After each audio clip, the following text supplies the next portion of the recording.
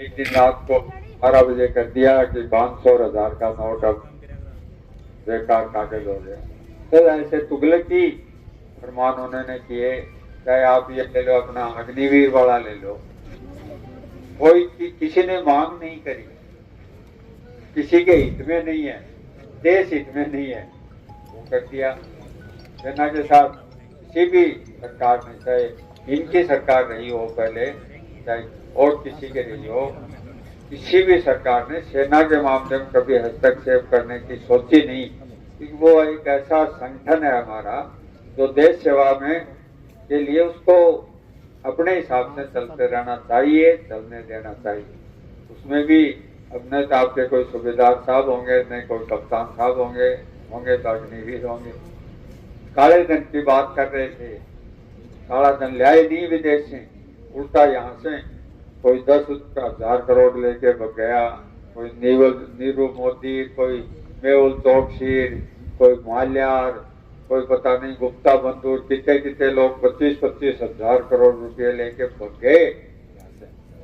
हमारे यहाँ अगर किसी भी किसान के 20,000 रुपये भी बकाया रहते हैं, एक महीने भी डिले हो जाता है तो गांव में ढोलकी पिटवा देते हैं कि अमुक किसान से इतना बकाया, छोटी सी राशि के लिए। कोडाराम जी सारी व्यवस्था को जानते हैं, कैसी है व्यवस्था, और उनको कोई पूछने वाला नहीं। राहुल जी बोले उनके लिए संसद में तो उनको बाहर निकाल दिया। एक तरह की अघोषित तानाशाही जो देश में है। हमारे मणिपुर की कोई चर्चा नहीं कर रहा, क्योंकि वहां से दो सीटें या तीन सीटें, कोई उनको तो वो चाहिए जहां वोटों की फसल काट सके।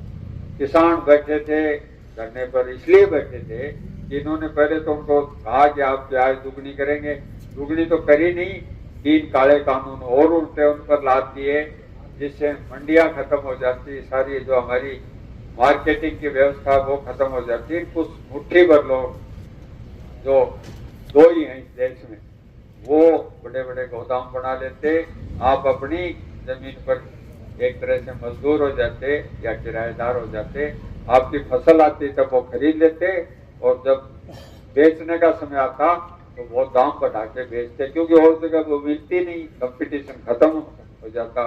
तो वो तो भलाओ उन किसानों का जो डटे रहे और उन काले कानूनों को वापस कराए। ये आय दुगनी करने के एवज में दिए थे वो 3 काले कानून। अब कह रहे हैं हमको 400 सीटें दो। पहले ये आई हुई है 425 सीटें कांग्रेस की 1984 में, इनकी तो 2 ही थी। उस 425 के बहुमत को बिल्कुल दुरुपयोग नहीं किया राजीव गांधी जी ने, और वही काम किए जो जनता के हित के थे। अब ये कह रहे हैं कि अब ये 10 साल वाला तो एक ट्रेलर था, 400 सीट दो, फिर अब बहुत बड़ा काम करेंगे। वो काम ये करने की सोच रहे हैं कि एक दिन रात को कह देंगे कि कल हमारा वर्तमान प्रधानमंत्री है वो राष्ट्रपति से शपथ लेंगे, और अब से देश में राष्ट्रपति प्रणाली का शासन होगा।